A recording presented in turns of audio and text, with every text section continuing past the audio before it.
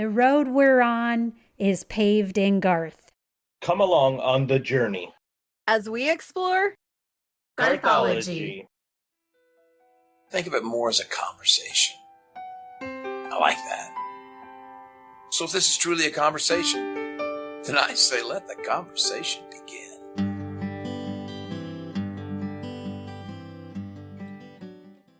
Showtime!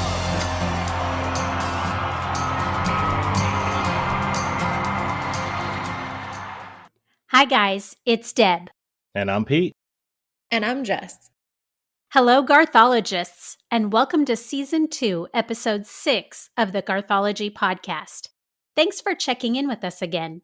For this episode, we are going to take a deep dive look into Mr. Jimmy Mattingly, the coolest fiddle player on the planet, who also happens to play and tour with Garth Brooks. For today's episode about Jimmy, we will look at his early years, how he came to tour with Garth, his time with the Bluegrass group, the Grascals, while Garth was retired, and what they've done together since Garth came out of retirement. Plus, we'll discuss 3 of our favorite Garth songs featuring Jimmy Mattingly and his amazing fiddle playing from Garth's Double Live 25th Anniversary Edition album. So let's start with his early years. Jimmy Mattingly was born in 1963 and moved to Terre Haute, Indiana when he was 2. Jimmy's dad, Edward, was a fiddle player, and most of his brothers played some sort of country or bluegrass instrument. So Jimmy was around music all of his life. 5th grade was the first time a student could join the strings class, so Jimmy played the violin in the Benjamin Franklin Elementary School Orchestra in Indiana, where he learned the basics.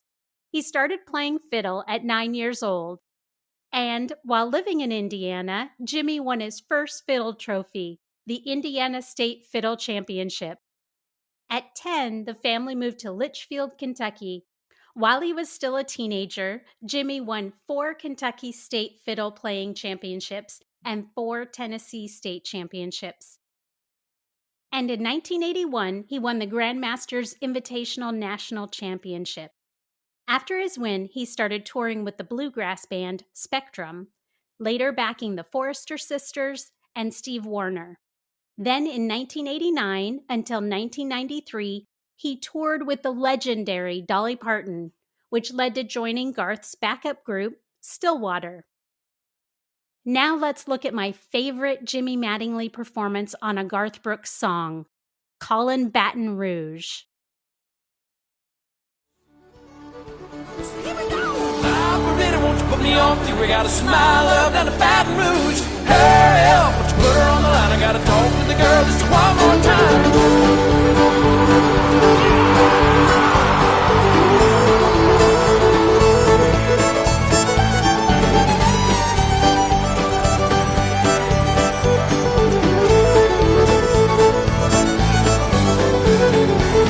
Hello, Samantha, dear, I hope you're feeling fine. And it won't be long until I'm with you all the time. But until then, I'll spend my... In my opinion, Callin, Baton Rouge is the perfect fiddle song. Just listen to that opening. Jimmy is on fire, and I get chills every single time it opens. It's just like being at a Garth show, listening to it on this album. Jimmy is there through the entire song, just lighting it up and burning it down. How does he do it?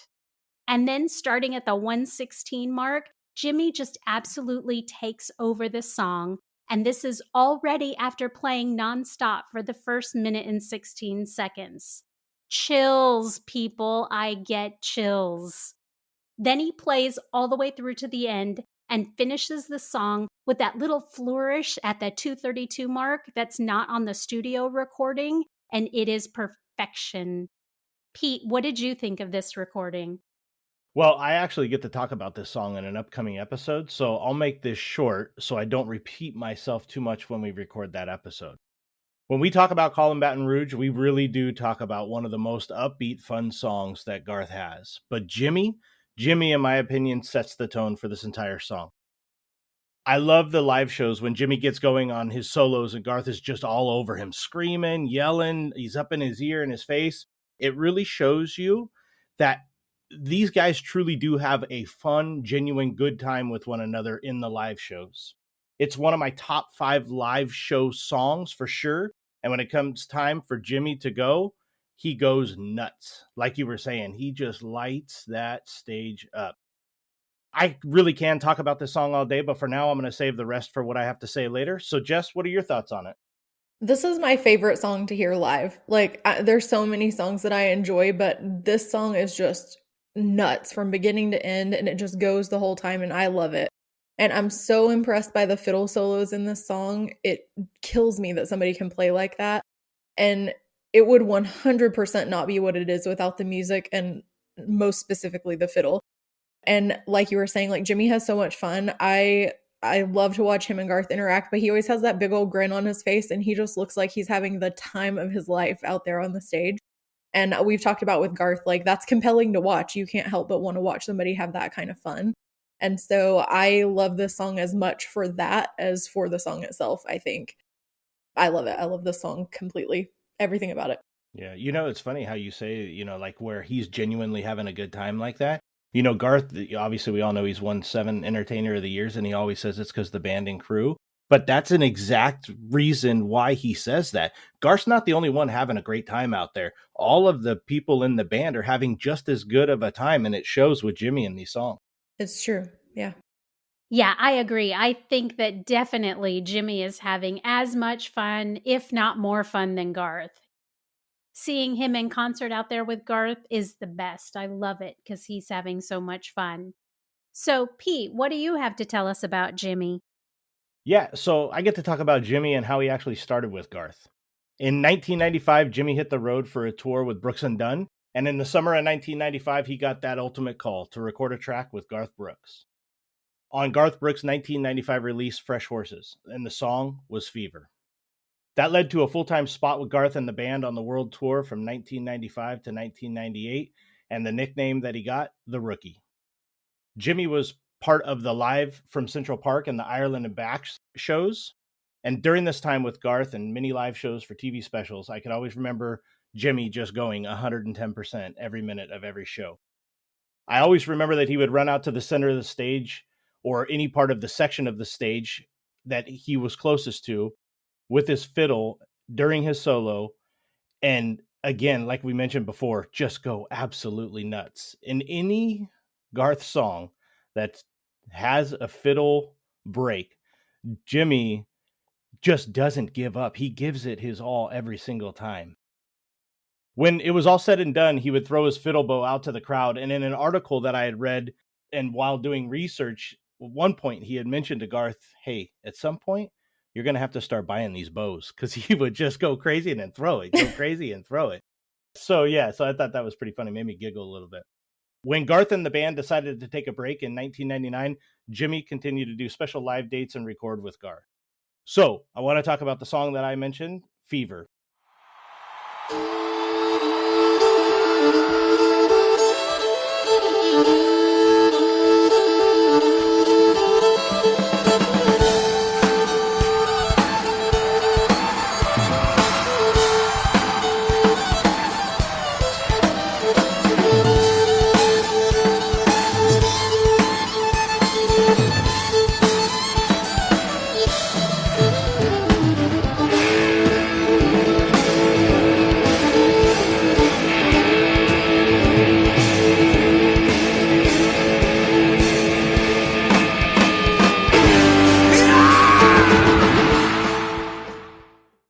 That is my absolute favorite fiddle song that Jimmy's involved with Garth.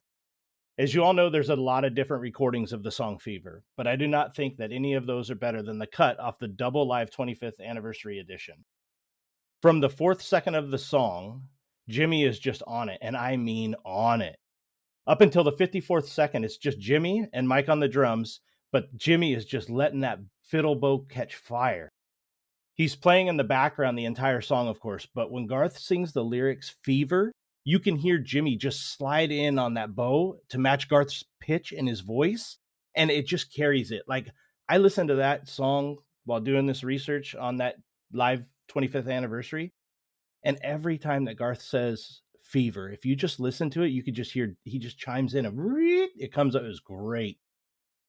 Obviously, during the song, Garth will give us a little bit of break from Jimmy just being up in our faces, and that fiddle from the 54-second mark until the 1 minute and 24-second mark. And then boom, Jimmy's just right back in your face. And every time that I hear it, it gets me remembering going to live shows with Garth. And Deb, I know that we talked about it while we were doing research, like you had mentioned it. It just makes me yearn for another live show. It's crazy what that'll do. Yeah. I remember watching on the Central Park show. At one point, Jimmy's just going crazy. And I remember when I first saw it the first couple times, they actually zoom in on Jimmy and the fiddle. And I thought, I was like, oh my God, it's smoking. But apparently those things turn to dust, and that's when the things go. I was like, oh. And so when I was writing this, I thought to myself, it just took me back to years ago when I would watch that live show. And he's just, and it's like, ooh, and I'm like, oh, but it's just ended up being dust. And it's crazy because they zoom in a little closer. It's all over his shirt. But Jess, you mentioned how he runs out and he's got that gigantic smile. Yeah. Another thing you're always going to get from Jimmy? What's that? One of the biggest belt buckles on stage. Always. Every time. Big smile, big belt buckle, big energy. And I love it. We talk about the music and the instruments in the background. I can tell you this. I'm not sure what the song Fever is without Jimmy. I just don't know that anybody can make it that good. And Deb, what do you got on this one? My feeling when this song comes on, the first thing I think is superhuman. Like, that's what comes to mind when I think of this song and Jimmy. That's the word that just screams out to me because I think, what the heck? How in the world does he do it? Garth pushes himself to the very edge when it comes to this song in concert. But then there's Jimmy just like riding the edge with Garth like it's no big deal, playing this fiddle with skill that is phenomenal. Like, there's no other word to describe it to me. And I think it's proven in this recording, the double live, because even at the end, Garth gives a shout out to Jimmy at the end of this song on that album. Because Jimmy's on fire. He's just superhuman. Like, how does that even happen? I don't understand it. How one man could keep his arm going that quick. I know, right? Like, how does his arm not get tired? I'd get tired just holding it up to my chin, let alone just wah, wah, wah, wah, like that. Oh my goodness gracious. Yeah, so I just love it. I think that this is the perfect fiddle song. I think this recording for this album was such a great showcase for Jimmy's skill. What did you think, Jess? I agree. And again, I had just in my notes that he just looks like he's having so much fun. And I think anytime he gets that moment to kind of do what he does, you can't help but see the joy come out in his face. And Pete had mentioned before, the band, they look like they're having so much fun and their chemistry all together is so good. And you can tell that they're friends and that they really enjoy playing together. Like, it looks like there is nowhere in the world they'd rather be than performing for us in that moment that you're watching them, which is so fun and compelling to watch. And this song specifically, I love how the music builds and builds and the fiddle really kind of lifts it, I think, to a whole another level that it wouldn't reach without that.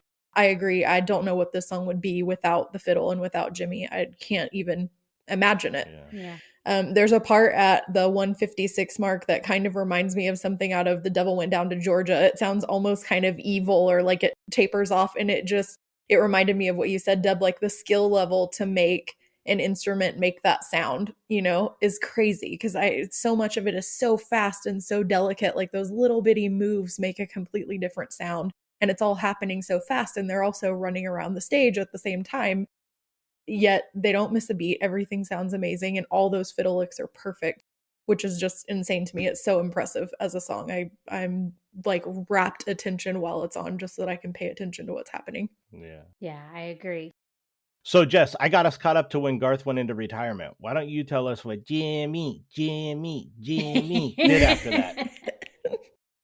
So when Garth went on his prolonged hiatus, because he did eventually come back to us, we were all waiting for it, and he did. In 2001, his band members all found different avenues to pursue their love of music because they're musicians. It's what they do. So in 2002, Jimmy actually played on Dolly Parton's Halos and Horns album. But Jimmy was also always there when Garth needed him. He was still part of the famous Dr. Pepper commercial. He had kind of a featured role in that, and that was in 2003. And also when Garth recorded the Lost Sessions in 2005, he didn't come out of retirement to do that, but his band still was there and recorded the music, and so he was a part of that as well. And Jimmy, he's worked with a lot of other artists over the years. And we talked about some of them, but he worked with Brooks and Dunn and the Osborne Brothers, Rascal Flatts and Dolly Parton and Chris Ledoux and Ricky Van Shelton and Steve Wariner. So to an outsider, it would seem that finding a new gig during that time when he was off would be a cinch, but Jimmy's bluegrass roots were really calling to him during that time. And in 2004, the original concept of the Graskels occurred when the 4 core members, Jimmy, Terry Eldridge, Jamie Johnson, and Dave Talbot, asked Terry Smith and Danny Roberts to join a new group that they were starting up. They weren't sure it would go anywhere, but began recording their first album that year, and the self-titled album, The Graskels, was released in 2005 and featured such songs as Me and John and Paul, Where Corn Don't Grow, which is an awesome song. If you guys haven't heard it, you should look it up. Amazing. Like, I just heard it. I can't stop listening to it. So good. Yeah, I love that one. And a popular cover song, Viva Las Vegas, featuring the one and only Dolly Parton. During that recording, Dolly showed an interest in the Graskels, and the band soon became her opening act as well as her bluegrass band, and they performed at Dollywood and the Grand Ole Opry.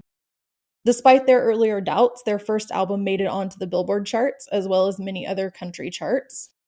And Dolly's called it one of the greatest albums she's ever heard. They actually went on to have 3 Grammy nominations in the bluegrass category in 2005, 2006, and 2012. And as an aside, in 2004 or 2005, when they kind of were just getting started, I was living in, well, not in Nashville, but like just south of Nashville. And during CMA Fest week, they were kind of promoting that first Graskels album, and I got to see them. So I'm going to find a picture of that when I got to see them. They were doing some little promotional thing. I can't remember. There were different groups. But anyway, I got to meet them and get a picture. And so I'm going to give it to Deb so she can put it up on the website. But back then, Trisha was working on promoting, I think, Jasper County. I don't even think it was out yet.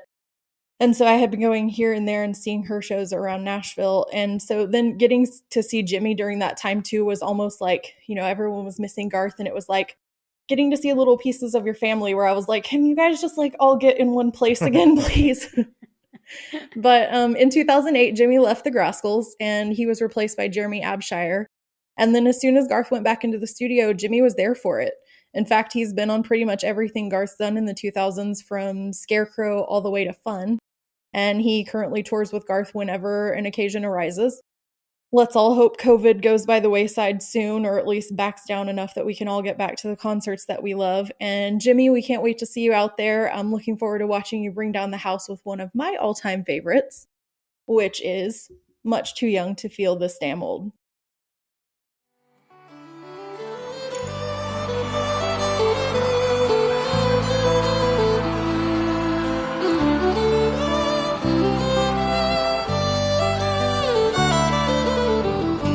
This old highway's getting longer.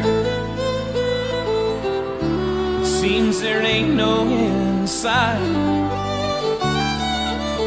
To sleep would be best, but I just can't afford to rest. I got a ride in Denver tomorrow night.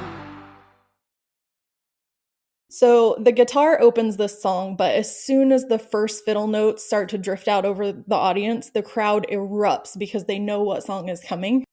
That intro is so reminiscent of Amarillo by Morning, and everyone just knows it's Much Too Young, and everyone's so excited about it. And it's one of those few things where I think, other than like the dance or something like that, where it's a slower song that still gets the same reaction of a fast upbeat song. It's like as soon as those notes take off and everyone knows what it is, it's still just like an eruption, even though it's going to be, a more low-key song. It's going to be Garth singing about lonely highways and cold saddles, and Jimmy breaking our hearts with the lonesome fiddle sound. And I'm here for it every time. There's nothing like this song. So to me, it truly stands alone. Pete, what do you think about this one? My gosh, Much Too Young. It's definitely a top 5 favorite from Garth and the gang. This song is always so good. And you mentioned how there's that beginning where, you know what's coming, but I didn't, when I really sat down and listened to it on the Double Live 25th Anniversary Edition, when I was doing the research here, I don't know that this song, in my mind, on any record that it's been released on or live, if I could remember it listening and sounding that good. Like, it was amazing. It's a perfect mix between Garth's vocals and Jimmy's fiddle playing. There's a lot of instruments, like you said, in it, but the way that he brings the song up and kind of slows it down with the fiddle, what a great song. And I think that we can't not mention the song without saying God bless Chris Ledoux. Absolutely. It is amazing to me how in the background instrument of a song, there always seems to be one that kind of carries it. And in this song, you know, you hear like the slide guitar and a lot of the acoustic, but with Jimmy and the fiddle, it fits. It fits really, really good. Like, you know, we talked about 2 songs previous, and it's real upbeat and they're fun and they're fast. But like this one, it shows he could also slow it down. And, you know, you talk about, Jess, you mentioned running around, not missing a beat. But this is like another one where it gives you, when you see a live performance or a video, you could just, on this one, because there's not a whole heck of a lot going on, you could really just sit there and focus on what Jimmy's doing and other band members. But when you watch Jimmy on this one, even though it's a little bit slower, he's having just as much fun, I think, doing this one. I definitely think that Jimmy, the fiddle in this song, carries the song from start to finish, the way that Garth sings the lyrics. I'm glad that he's such a big part of one of my top 5 favorite songs. I really do enjoy it. I enjoy him on this song a lot. Deb, what'd you think? Yeah, I think Jimmy's playing in this song for this recording is absolutely beautiful. Like you guys said, in the previous 2 songs we discussed, Callin, Baton Rouge, and Fever, I think Jimmy matches Garth's crazy side. Like, they almost egg each other on and push each other to see who can go further. But Much Too Young is like the soft, gentle side of Jimmy's playing. It's soulful and tender. And in my opinion, it's the perfect way on this album to show his range as a fiddle player, especially if you listen at the 11-second mark. If you just focus on Jimmy in that moment and you push away all the other sounds and you focus on the fiddle sound, it's the most beautiful fiddle performance I think I've ever heard. Like, it's just flawless. I just can't, there's no other word to describe it. And so to have this recording right backed up against those other 2 songs we listened to and talking about how fast they are and how crazy they get, but then you can catch this one moment in this song. Jimmy, it's just like we should all bow down. Yeah, For sure. He's just amazing. I think Jimmy was just perfect on this album. And I think these 3 songs that we picked showcase that perfectly. yeah. I agree. You know, to this mentioning that, and, you know, talking about Fever and how he came in and, you know, got that call to come over and record with Garth. Could you imagine, you know, being Jimmy, walking in and getting to record with Garth and then needing to match that energy? Like, whoa, did I make the right call? But you have to believe that with all of his success and, you know, the awards and things that you talked about, Deb, when he was younger and where he was at that point in his career, it had to have been a very, very easy transition. I mean, at least he made it look very, very easy in that transition to fit into that band, to have that energy, to have that kind of fun. You know, we think, oh, you know, great fiddle player and all that. Yeah, we know, but there's more to it to be able to be with somebody or a part of a band like somebody's like Garth's and go out and be able to obtain the success and maintain the success and stay with that travel. And, you know, some research I had done talking about the amount of people that they would perform in front of, like that had to have been crazy, like life-changing for him. So I'm glad that he was able to make it work, because I don't know that the band's anything without Jimmy. Yeah, I agree. Yeah. Okay, well, that wraps it up for our very special Jimmy Mattingly episode. So we are sending all of our love and all of our support out Jimmy's way. We think you're great, and we look forward to the future and what you have in store for us. We are here for it. Hopefully Vegas, July. Yes. Woohoo! That would be awesome. Can't wait for Vegas in July. It's going to be 2,000 degrees. I know, it's true, because Vegas in July. No problem. We'd just be inside the air conditioning on the casino table. That's right. At roulette. Yeah. We're going to have to record a live podcast outside in the heat. Ooh. Oh, that's going to... Sorry, your equipment won't work because it's melting. Okay, and now we are going to go into breaking news. Breaking news. Some of you out there may have been a part of the old Planet Garth Forum website, which was a place for Garth fans to meet up and chat. If so, listen up.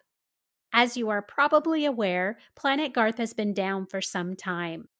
Well, Garth Medic, a user there at Planet Garth, has created a new forum for Garth fans to use until or if Planet Garth comes back. If you are interested in signing up, Garth Cop from Planet Garth is taking names, so just send him an email to garthcop@gmail.com and let him know what username you would like to have and what your email address is. Garth Medic will send you an email back with a link to the forum site. Feel free to contact us if you have any questions and we'll pass them along. Have you checked out our website at garthology.com yet? If not, stop by and leave a comment on our blog page to let us know how we're doing. Plus, you can submit a show idea on the show idea page. And while you're there, go ahead and sign up for our newsletter at the bottom of the website. And remember to subscribe to our podcast on your podcast platform of choice. Do you listen on Apple Podcasts? If so, stop by there now and give us a rating and write up a quick review to let us know how we're doing and to encourage others to listen. Plus, are you in a Garth Brooks fan page on Facebook?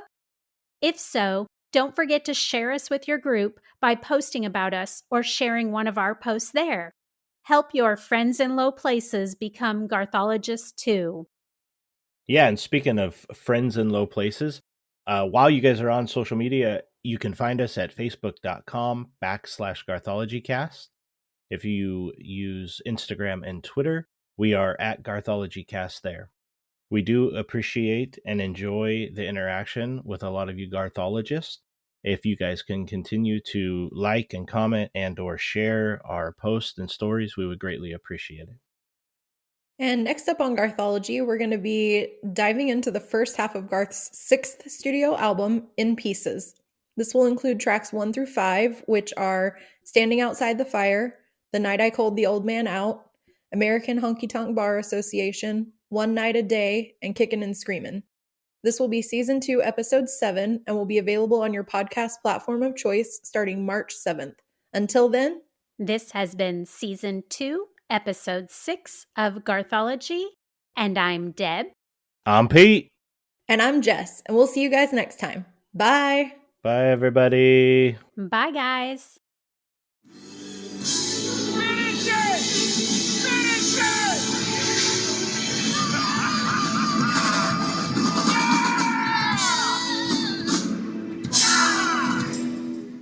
So Jimmy played the violin in the Benjamin Franklin Elementary School Orchestra in Terre Haute. Did I do it wrong again? You did. Terre Haute. Terre Haute? Yeah, like Hote. I'm never going to get it. Because now, let me phonetically. Listen, I just say Jimmy played in Indiana somewhere. Tara, how would you even say that phonetically? Or spell it? Hote. Hote. Hote? I'm never going to get it. Mm-hmm. That's awesome. In the Benjamin Franklin Elementary School Orchestra in... I have to take it out. I can't do it. This episode is going to go forever at this rate. That's awesome. Now I just am going to laugh the whole time. It's gone. It's just gone.